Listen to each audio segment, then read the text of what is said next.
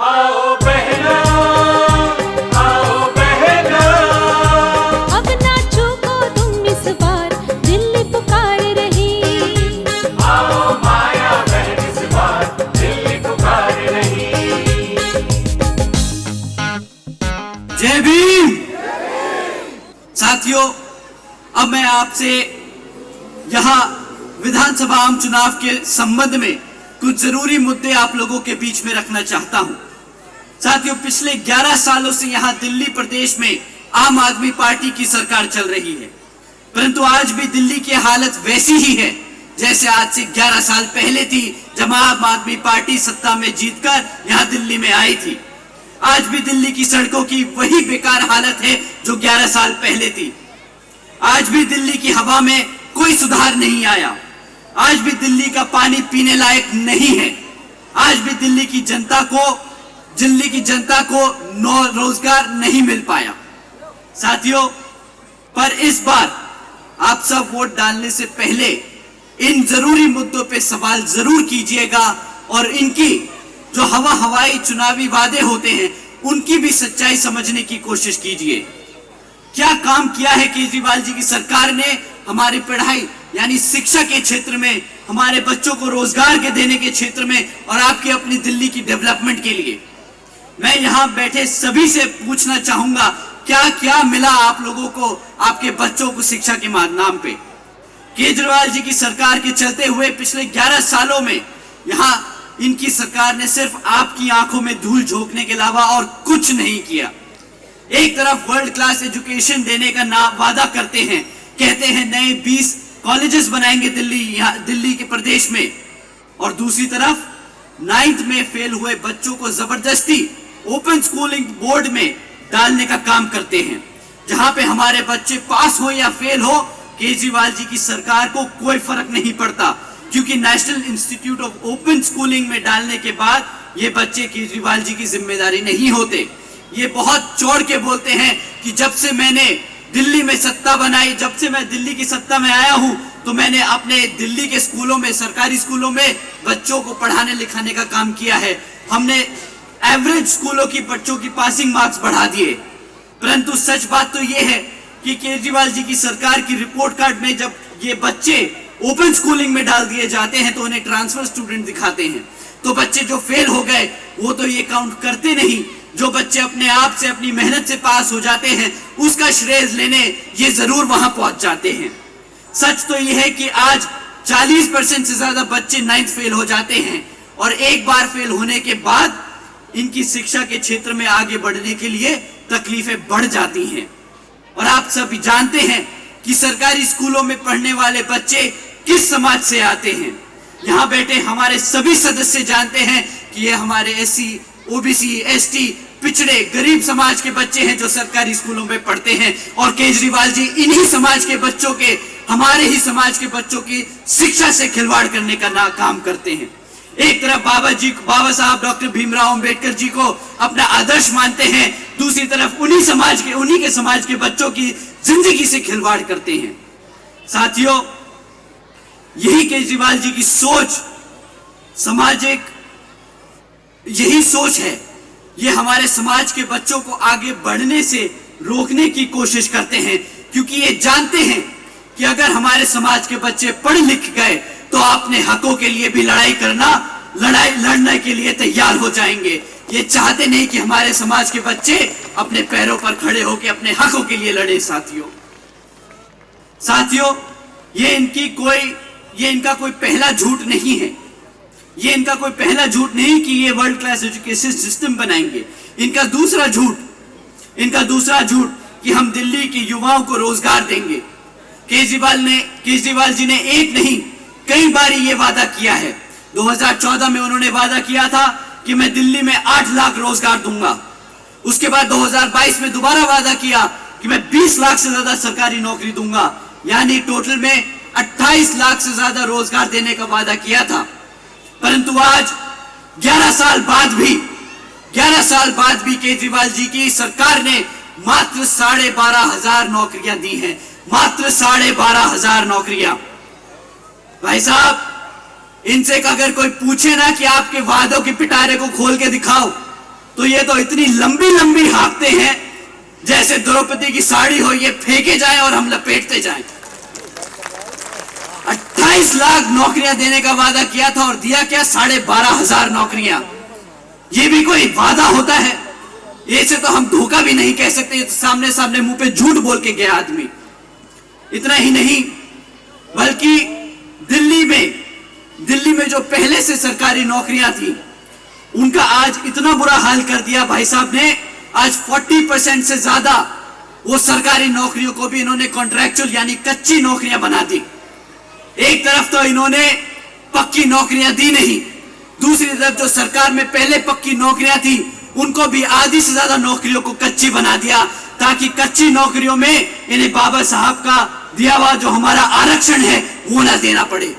साथियों ने कदम कदम पर हमारे बाबा साहब का दिया हुआ आरक्षण छीनने का काम किया है, चाहे हमारे बच्चों की वो शिक्षा हो, चाहे वो हमारे युवा साथियों के लिए रोजगार हो। पिछले 11 सालों में यहाँ इन्होंने बहुत सारे गीत गाए हैं, इन्होंने बहुत सारे वादे किए कि मैं वर्ल्ड क्लास एजुकेशन, 28 लाख नौकरियां, और मैं दिल्ली को तो सिंगापुर बना दूंगा। ये महासेठ सिंगापुर तो घूम आए और यहाँ पे लोगों को सिंगापुर का सपना भी दिखा दिया, बट आज सिंगापुर के नाम पे क्या मिला हमारे दिल्ली की जनता को? आज दिल्ली में साफ पानी तक नहीं है पीने के लिए।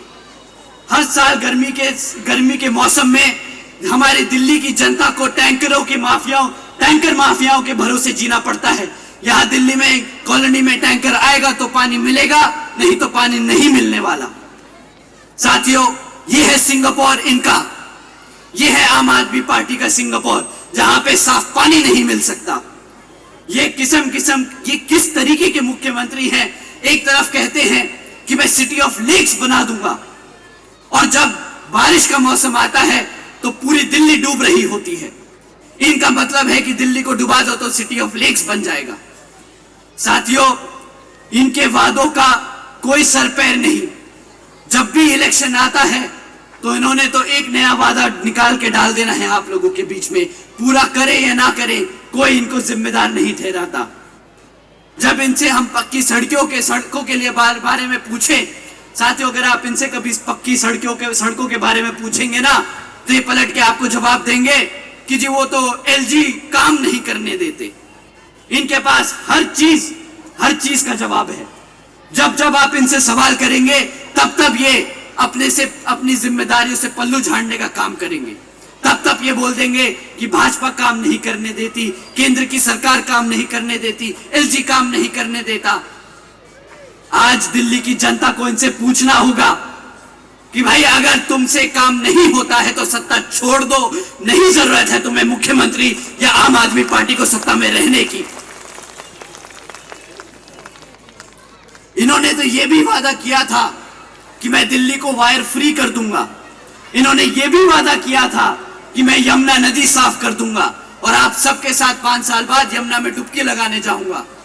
अगर आज इनको हम यमुना में खड़ा कर देना तो ये बाहर नहीं निकलेंगे, इतनी जहरीली कर दी इन्होंने ये हमारी यमुना। और यमुना के नाम पर कितना पैसा हर साल बजट में डालते हैं, उस पैसे का क्या हिसाब किताब है, आज इन्हें जवाब देना होगा। इस बारी इलेक्शन में इन्हें जवाब देना होगा कि इन्होंने कितना पैसा यमुना नदी में साफ करने में लगाया है। साथियों, इन्होंने बहुत पैसा उठाया यमुना साफ करने के लिए, सिंगापुर बनाने के लिए, पक्की सड़कें देने के लिए, हमारे बच्चों की एजुकेशन सिस्टम को सुधारने के लिए, परंतु आज भी एक भी क्षेत्र में इनके पास एक काम नहीं है बताने को। वैसे तो ये कहते हैं, बड़े गर्व से कहते हैं, अरे भाई मैं सीए हूं, मुझे पता है हिसाब किताब कैसे रखा जाता है, मैं आईआरएस से निकल के आया हूं, मुझे रेवेन्यू जनरेट करना आता है। तो आज मैं केजरीवाल जी से पूछना चाहता हूं कि आज दिल्ली 31 साल में पहली बार क्यों घाटे में चल रही है? इनके रहते क्यों सरकार घाटे में आई? साथियों, ये सिर्फ नाम के सीए और आईआरएस ऑफिसर रहे हैं, इनके बस की नहीं है दिल्ली चलाना। 31 साल तक दिल्ली सरप्लस में रही और इनकी सत्ता रहते हुए आज सरकार घाटे में चल रही है। अगर आप इनसे इस पे सवाल करेंगे तो पलट के ये इसको भी बोल देंगे कि भाई ये तो एलजी की गलती है, इसलिए दिल्ली सरकार घाटे में चल रही है। केजरीवाल जी ने आप लोगों के बीच में आकर सिर्फ एक वादा पूरा किया साथियों, वो है मुफ्त में बिजली देने का। मुफ्त में बिजली दी कितनी? 200 यूनिट प्रति महीना। मानी आप लोगों को मात्र 200 रुपए से कम की कीमत की बिजली मुफ्त में देने का काम किया। और इसके बदले आपसे क्या छीना इन्होंने? आपने 200 यूनिट जो बिजली मुफ्त में ली, उसके एवज में आपने क्या कीमत चुकाई, आज आप समझ लीजिए साथियों। आपने शिक्षा गवाई, आपने साफ पानी गवाया, आपने साफ हवा गवाई, आपने अपनी नौकरियां गवाई और आपने अपनी यमुना नदी गवाई। साथियों, ना मिल पाया हमारे समाज को कोई एससी या ओबीसी का कोई महत्वपूर्ण नेता इस सरकार से। आपने ये सब गवाया है। मिला तो सिर्फ आपको एक भ्रष्ट सरकार, मिली आपको सिर्फ एक भ्रष्ट सरकार, जिसके सारे नेता इवन मुख्यमंत्री तक जेल के पीछे होके चक्कर लगा के आ चुके हैं। यही मिला हमें पिछले 11 सालों में, एक भ्रष्ट सरकार, जिनके सारे नेता एक बार जेल के चक्कर तो हवालात खा ही आए। और जब ये लोग जेल में थे तब इनके पास मौका था हमारे एससी या ओबीसी समाज में से किसी को उप मुख्यमंत्री और मुख्यमंत्री बनाने का। परंतु जब दोनों डिप्टी चीफ मिनिस्टर और चीफ मिनिस्टर जेल गए तो ये अपने आप को जो बड़ा बाबा साहब का समर्थक बताते हैं, आदर्श मानते हैं जिन्हें, तो उन्हें क्यों नहीं हमारे एससी या ओबीसी समाज से सीएम बनाया? आप सबको इस सवाल का जवाब मांगना होगा साथियों। जब इनके पास मौका था तो क्या इनके पास एक भी ऐसा एमएलए नहीं था जो एससी समाज से या ओबीसी समाज से जिसको वो सीएम बना सकते थे? इनके पास कई मौके रहे साथियों, इन्होंने एक बार भी हमारे समाज को वो सम्मान नहीं दिया जिस सम्मान के एवज में ये सत्ता में आए। साथियों, सच तो ये है कि इनसे बड़ा दलित और पिछड़े समाज का विरोधी कोई नहीं। साथियों, आज मैं आप सबके बीच में ये कह रहा हूं, ये किसी से छिपा नहीं कि केजरीवाल जी एससी ओबीसी विरोधी हैं, आरक्षण विरोधी हैं और बाबा साहब विरोधी हैं। क्योंकि वो जानते हैं केजरीवाल जी की पार्टी, क्योंकि आप सब जानते हैं, आप सबको पता होना चाहिए, क्योंकि केजरीवाल जी की ही पार्टी है जिसने सुप्रीम कोर्ट में एससी एसटी रिजर्वेशन में सब क्लासिफिकेशन की याचना लगाई थी। साथियों, मैं फिर से कह रहा हूं, केजरीवाल जी एससी ओबीसी विरोधी हैं, आरक्षण विरोधी हैं और बाबा साहब विरोधी हैं। साथियों, अगर आम आदमी पार्टी का यह हाल है तो बीजेपी और कांग्रेस दूर नहीं। बीजेपी और कांग्रेस भी मैदान में है, परंतु आप इनके झूठे वादों से सावधान रहिएगा। बीजेपी और कांग्रेस दोनों की सरकारें कई राज्यों में चल रही हैं और अगर आप इनसे इनका काम पूछेंगे तो दोनों ही पार्टियों के पास आपको बताने के लिए एक भी काम नहीं होगा। ये आपको बताएंगे तो क्या बताएंगे कि हमसे मुफ्त में राशन ले लो, हमसे मुफ्त में बिजली ले लो, हमसे मुफ्त में सहयोग ले लो, पर कभी भी ये आपको मुफ्त में शिक्षा नहीं देंगे, कभी भी आपके बच्चों को रोजगार नहीं देंगे। केंद्र की भाजपा की सरकार में यहां तक कि केंद्र की भाजपा की सरकार को भी जे कॉलोनी की चुनाव के दौरान ही याद आई। पिछले 5 साल से कहां थे ये जे कॉलोनी के लोगों के लिए फ्लैट? अभी 2 दिन पहले आदरणीय प्रधानमंत्री जी जे कॉलोनी के सभी लोगों को फ्लैट की चाबियां दे रहे हैं। 5 साल से कहां थे आदरणीय प्रधानमंत्री जी? क्यों हमारी जनता पिछले 11 साल से झुग्गी झोपड़ियों में नहीं रह रही? तब नहीं दिखे ये लोग?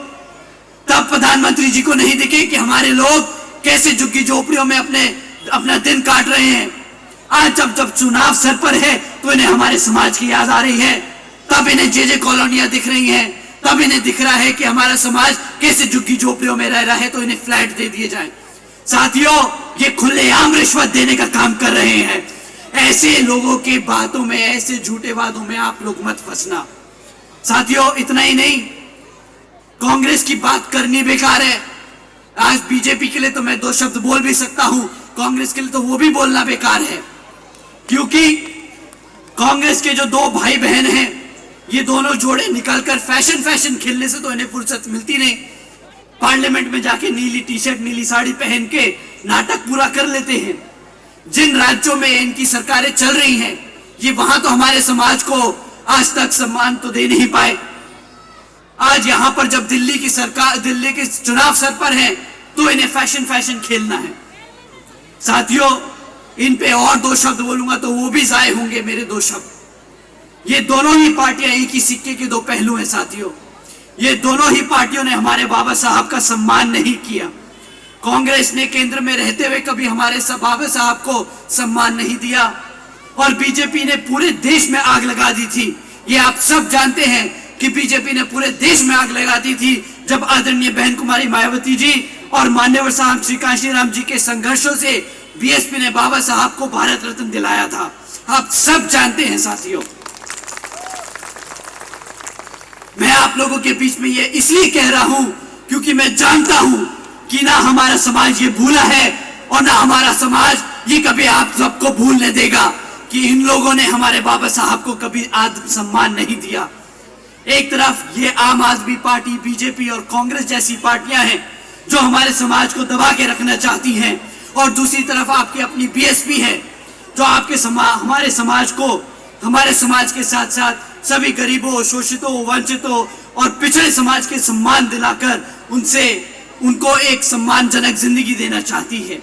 आदरणीय बहन कुमारी मायावती जी के नेतृत्व में बीएसपी ने कभी भी कोई हवाई वादे नहीं किए साथियों। आदरणीय बहन जी ने हमेशा काम करके दिखाया है। जैसे आदरणीय बहन कुमारी मायावती जी ने सावित्रीबाई फुले बालिका शिक्षा योजना चलवाई थी, जिसके तहत 7 लाख से ज्यादा बच्चों को 12वीं तक की शिक्षा मुफ्त में देने का काम किया था, जिसके तहत 600 करोड़ से ज्यादा की लागत इन बच्चों पर खर्चने का काम किया और इनको एक पढ़ा लिखा कर उज्जवल भविष्य देने का काम किया था। साथियों, इतना ही नहीं, आदरणीय बहन जी ने अपने शासनकाल में 6 engineering colleges, 2 homeopathic colleges, 24 polytechnic colleges, 2 paramedical colleges, 6 world class universities, 200 से अधिक इंटर डिग्री कॉलेजेस, 100 से अधिक ITIs, 550 से ज्यादा हाई स्कूल और 5,500 से ज्यादा प्राइमरी स्कूल बनवाने का काम किया था। और लिस्ट तो बहुत लंबी है, पर मैं गिनवा के थक सकता हूं। और आम आदमी पार्टी के लिए एक ही लिस्ट है, 0। इन्होंने 0 कॉलेजेस दिए, 0 स्कूल दिए, 0 हाई स्कूल्स दिए, 0 नई भर्ती करी। पर आदरणीय बहन कुमारी मायावती जी ने कई हजार स्कूल और कॉलेजेस खोले और उसमें मुफ्त में शिक्षा देने का काम किया हमारे समाज के बच्चों को। इतिहास में पहली बार साथियों, बहन जी ने गवर्नमेंट हॉस्टल्स में, गवर्नमेंट कॉलेजेस के हॉस्टल्स में गरीब वंचित समाज के बच्चों के लिए 27% आरक्षण का इंतजाम भी पूरा किया था। ऐसा ही नहीं साथियों, हमारी आदरणीय बहन कुमारी मायावती जी ने सिर्फ 5 साल में 90,000 से अधिक शिक्षकों को रोजगार दिया, 1 लाख से अधिक सफाई कर्मचारी भर्ती करे, 2 लाख से अधिक जवानों को पुलिस फोर्स में भर्ती किया और 30 लाख से अधिक अपर कास्ट समाज के सभी कमजोर बच्चों को विभिन्न सरकारी विभागों में रोजगार देने का काम किया। इतना ही नहीं, बल्कि बहन जी ने अपने शासनकाल के दौरान बसपा की सरकार ने कृषि एवं संबंधित कार्यों में मिनिमम वेजेस को 55 रुपए से बढ़ाकर 100 रुपए बढ़ाने का, प्रतिदिन करने का काम किया था। अन्य पिछड़े वर्गों की क्रीमी लेयर की वार्षिक आय को भी 3 लाख रुपए से बढ़ाकर 5 लाख रुपए करने का काम किया था। और साथ ही हमारे सभी किसान भाइयों को उनके गन्ना खरीदी के दाम रातों रात दुगने करने का काम किया था। साथियों, इसे कहते हैं बहन जी को मॉडल ऑफ गवर्नेंस। साथियों, इसी गवर्नेंस मॉडल के तहत चलकर जब आप यहाँ पर दिल्ली में अपनी सरकार बनाएंगे तो यहाँ पर भी दिल्ली की सरकार इसी गवर्नेंस मॉडल के तहत चलकर हमारे सभी माताएं, बहनें, हमारे सभी बड़े बुजुर्ग और हमारे सभी युवा साथियों का ध्यान रखेगी, उनको पूरा आदर सम्मान देगी, उनको रोजगार देगी, उनको मेहनत करने का मौका देगी, काम करने का मौका देगी और एक इज्जतदार जिंदगी जीने का मौका देगी।